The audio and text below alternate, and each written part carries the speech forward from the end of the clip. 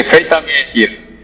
Pedro Oliveira Cunha Lima, bem-vindo ao programa Boca Quente Parte 2, uma satisfação imensa recebê-lo aqui conosco. Eu já inicio o nosso bate-papo aqui, lhe indagando a respeito de 2026.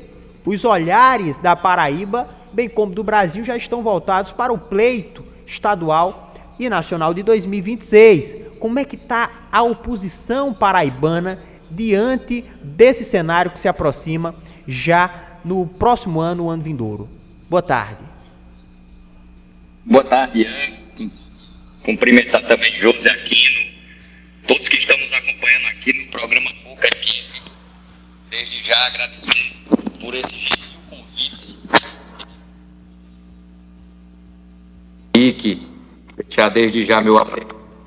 Aquildre Cavalcante, Zé Cavalcante. Existe, Ian, um cenário para a oposição de crescimento desde 2022 para cá. A gente teve na última eleição um desafio muito grande. Quem acompanha a política sabe e vai lembrar que no final de 2021 tinha muita gente que achava que a eleição ia ser WO, que não ia ter disputa. E a gente, com muita humildade, pé no chão, entendendo que é preciso cumprir com um papel e oferecer uma alternativa às pessoas de um governo que precisa ser criticado e questionado com muita ênfase, a gente colocou o nosso nome à disposição do povo paraibano, de novo, num cenário de muita adversidade, e a gente foi crescendo, chegamos no segundo turno. Quando abriram as urnas no segundo turno, mesmo com esse cenário de muita desigualdade, batemos na trave. Chegamos muito perto, tivemos mais de 1 milhão de votos, e eu quero aqui, antes de qualquer coisa, agradecer a todos que acreditaram em mim, a todos que estiveram junto comigo, caminhando ao longo dessa luta, e de lá para cá, a oposição só cresce.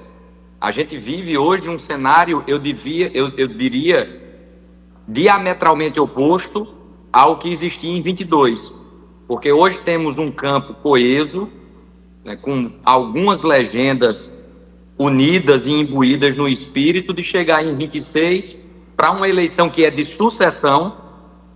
A gente não enfrenta mais o governador sentado na cadeira como foi em 22, e repito, chegamos muito perto. Em 26 a gente enfrenta uma sucessão de um ciclo do PSB que vai completar 16 anos. É muito tempo. É importante lembrar que João Azevedo foi o supersecretário de Ricardo Coutinho, foi escolhido por ele para dar sequência ao governo que acontecia àquela altura, e esse ciclo do PSB vai completar 16 anos. Então, existe hoje alguns nomes que podem ir para a disputa, o meu nome está incluído nessa lista, né? Podem outros aparecerem também, enfim, esse processo acontece de maneira natural. O que eu posso garantir é que a oposição chega em 2026 para uma disputa de maneira muito competitiva, para oferecer à Paraíba a mudança que o nosso Estado espera e precisa. Pedro, boa tarde, José Aquino. No tocante à oposição, ela vai ficar unida ou vão ter oposições? Olha, Josi, tivemos no final do ano passado um encontro promovido pelo senador Efraim, e existe em boa parte desse campo, aí eu vou citar o União Brasil, do senador Efraim, o MDB, o senador veneziano, o deputado Romero, o deputado Rui Carneiro, no Podemos, nós do PSDB Cidadania. Existe um sentimento, uma atmosfera de muita unidade para se ter esse palanque na disputa para 26, e para aprofundar um pouco mais e ser mais claro, Efraim coloca o seu nome como pré-candidato, eu coloco o meu nome, Romero pode ser um nome, acredito que ele deva sempre ser lembrado, e entre a gente existe um sentimento muito claro de que um representa o outro, né, de que não haverá disputa nesse campo. Eu considero a unidade, pelo menos de parte do campo das oposições, algo fundamental, e é o que eu tenho pregado da eleição para cá. Mais importante do que ir para a disputa a todo custo, e eu poderia ter essa postura, já estou fora de mandato, tem muita gente que diz isso, que eu deveria ser candidato de todo jeito, mas não é assim que eu funciono. Eu gosto de preservar essa unidade, porque essa unidade que chegou tão perto em 2022 vai trazer a vitória em 26.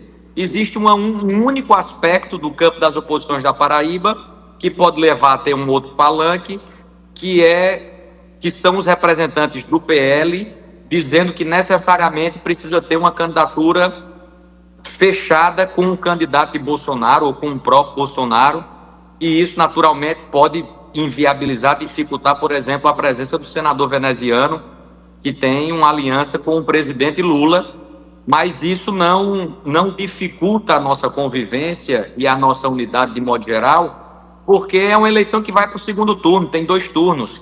Então, por mais que existam mais de um palanque, no segundo turno eu tenho confiança plena que a oposição vai estar unida para que a gente possa vencer essa eleição. Pedro, então, nesse caso, existe a real possibilidade da oposição, pelo menos em primeiro turno, partir dividida, né, uma vez que o próprio Marcelo Queiroga deixou claro que é preciso, e Sérgio Queiroz, inclusive aqui também, nessa bancada do Boca Quente Parte 2, deixou claro que é preciso dar palanque a Jair Bolsonaro ou ao seu candidato em 2026. Então, Pedro admite essa possibilidade de, em 2026, pelo menos em primeiro turno, as oposições partirem divididas. E eu gostaria de fazer uma pergunta, agora também saindo da seara político-eleitoral da Paraíba e indo mais para um cenário nacional. O PSDB está em tratativas com o PSD, partido aqui na Paraíba comandado pela senadora Daniela Ribeiro. Em uma eventual fusão PSDB e PSD, como é que fica Pedro Cunha Lima nessa conjuntura aqui na Paraíba? Veja, Ian, independentemente de legenda, existe em mim um projeto de participar dessa disputa para o governo em 2026. Se houver uma fusão do PSDB com o PSD e não tiver nessa legenda um espaço garantido de disputa para o governo, não vai faltar partido para que a gente continue a nossa trajetória, continue marchando na nossa linha para cumprir com o nosso papel político. Então, o PSDB hoje conversa, além do PSD, com republicanos, com o MDB, com o Podemos, e é hora de aguardar para saber qual vai ser o desfecho. Havendo desfecho, essa nova legenda vai fazer uma opção, né, de como vai ficar a condução na Paraíba. O que a gente oferece é uma disputa ao governo, é aquilo que a gente vem trabalhando já há algum tempo. Aí é só o tempo que vai poder revelar como é que vai ficar o desdobramento disso tudo. Mas isso não, eu acompanho com muita tranquilidade, isso não nos preocupa, faz parte dos movimentos da política. Eu considero que mais do que qualquer legenda, o importante é a gente continuar sintonizado com o ideal. A Paraíba que paga o pior salário do Brasil ao nosso policial, e a gente precisa rever isso e consertar esse grave equívoco por parte do governo. O Ministério Público que entrou com a ação porque 80 escolas estaduais ainda estavam funcionando de maneira híbrida, mesmo tanto tempo depois de uma pandemia. São muitas as mensagens que chegam no meu Instagram clamando por água nas cidades. Tem muitas cidades que ainda passam por esse drama de abastecimento de água. Então eu estou muito mais sintonizado nesse lugar dos nossos ideais e do que temos por fazer, do que propriamente do desenho da legenda partidária que vai culminar depois de todo esse processo. Pedro, diante das conversações com seu nome, através do seu nome, do Romero, do Efraim, o seu real objetivo, Pedro, é o governo do Estado ou também há uma vontade para o Senado?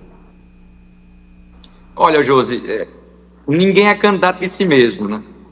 Eu quero contribuir nesse campo político que eu estou inserido.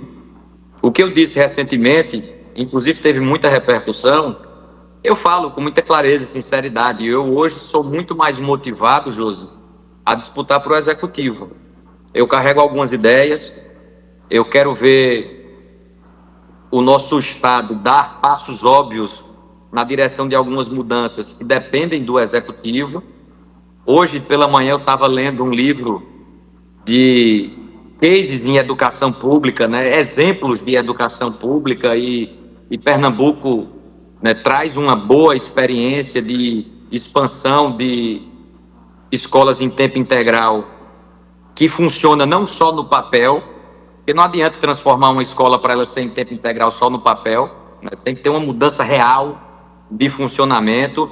O Ceará, há bastante tempo, dá um exemplo de parcerias com os municípios para ensinar a criança a ler e escrever na idade certa, e isso brilha meus olhos, isso me anima em ver chegar na Paraíba políticas públicas, sobretudo em educação, que é a minha paixão, né, para que a gente possa ter resultados melhores, para que a Paraíba passe a ser referência em educação pública, assim como o Ceará é. Então, eu estou muito motivado para disputar o governo. Agora, ninguém é candidato de si mesmo, né? Esse cenário vai ser construído por um coletivo, né? Se entenderem que eu sou útil sendo candidato ao Senado, e isso passa pelo senador Efraim, pelo senador veneziano, por todos que fazem parte desse time, o deputado Romero, o deputado Rui Carneiro, isso passa com um diálogo com a sociedade para que a gente possa estar sintonizado com o que as pessoas estão pedindo.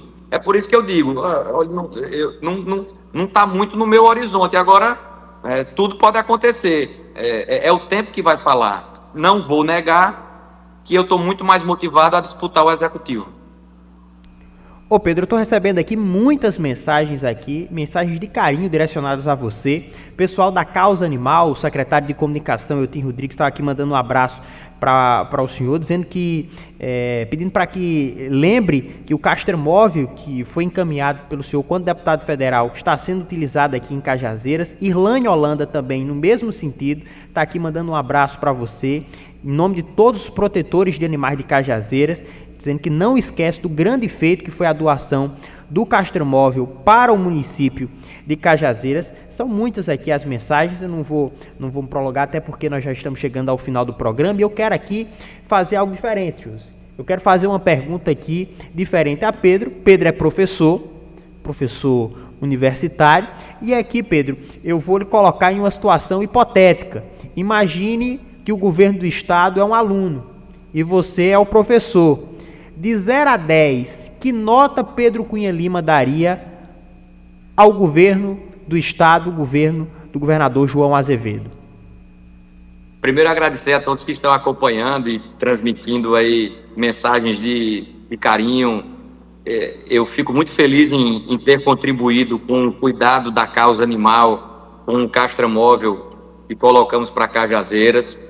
Eu espero o dia em que o governo, o Executivo, passe a fortalecer essa rede de pessoas que já existe no cuidado da causa animal, né? Basta chegar junto dessas pessoas, né? Basta oferecer as ferramentas para que esses voluntários eles possam ter um alcance ainda maior, né? Muita gente que tira do próprio bolso, que sacrifica o pouco que tem para poder fazer o que o governo não faz, o que é a obrigação do governo. Agora, em relação à nota, Ian, veja, a gente tem um governo que ele nasceu com a Calvário, então todo mundo sabe que João Azevedo chegou no governo do estado com o dinheiro desviado do Hospital de Trauma e vai terminar com o escândalo do Hospital Padre Zé. Então é um governo que não sequer corrige os erros mais gritantes que possa existir, né, numa gestão, que é você desviar dinheiro de um hospital. Isso é dizer que não tem limite para nada, né? Que alguém que tem um sangue frio de fazer um esquema, de fazer um modelo de desvio de recurso público, utilizando o sagrado recurso que vai para o hospital. Então eu realmente sou muito crítico. Eu acho um governo atrasado, uma mentalidade atolada no passado, com práticas, com um modelo de funcionamento que está na hora da gente dar um basta, e é por isso que eu faço essa militância para que em 2026 a gente tenha uma alternativa e que finalmente se consiga, né, algo de melhor. Claro que todo governo faz realizações, eu não vou dizer que o governo não tem nenhuma realização, o orçamento público aumenta a cada ano, claro que tem realizações, mas é um governo muito fraco. É um governo enfadado, né, que não consegue entregar patamares de direitos sociais que a gente espera há tanto tempo. E a nota? De 0 a 10. É 0. Nota 0. Tá aí.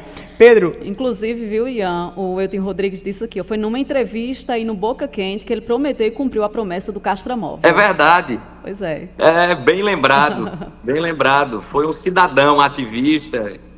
É muito legal. Pedro, a gente está chegando aqui à reta final do programa Boca Quente. O programa vai até às 16 horas. Gostaríamos de agradecer a disponibilidade de estar aqui conosco nesse bate-papo e aproveitar, justo, também para reforçar um convite para tê-lo presencialmente. Eu particularmente, viu, Ian, eu acompanhava como deputado, como eu acompanho os nossos parlamentares na bancada federal. Então, parabenizar o Pedro, dizer que ele realmente, se caso chegue, né, que ele transforme realmente os seus objetivos, as demandas, que são várias, da população do estado da Paraíba em realidade, e que, claro, desejar boa sorte acima de tudo, viu, Pedro? Você é jovem ainda, eu lhe acompanhei, você era bem atuante na bancada federal, então, lhe parabenizar também. Obrigado. Muito obrigado. Obrigado, Josi. Obrigado a você, Ian, a todos que nos acompanharam aqui no programa Boca Quente, Henrique. Enfim, para mim é uma alegria poder participar desse bate-papo. Depois vamos combinar outros encontros. Forte abraço. Sim, obrigado. Sim. Obrigado, Pedro. 16 horas, Josi. O programa passou rápido hoje. Chegamos ao fim do programa Boca Quente, parte 2. Estaremos aqui novamente amanhã. Estaremos aqui. Às 13 horas. 1h em ponto. Obrigada pela sua companhia, obrigada por essa força calorosa de todos. Convite renovado para amanhã, viu, Ian? Mais uma. Amanhã eu vou estar mais solta. Hoje um pouco tensa, mas amanhã estarei um pouco mais solta aqui na condução do Boca Quente ao seu lado, na bancada e principalmente como ouvinte. Um grande abraço, um excelente já caminhando para o fim de tarde. Até amanhã. Você fica agora na companhia de Francisco Alves Tatico, comandando o Forró no Varandão. Forte abraço e até a próxima. Tchau!